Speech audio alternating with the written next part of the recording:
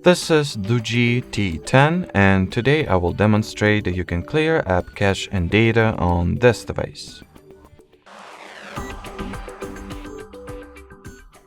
So firstly, you will need to launch Settings, then enter the Apps category.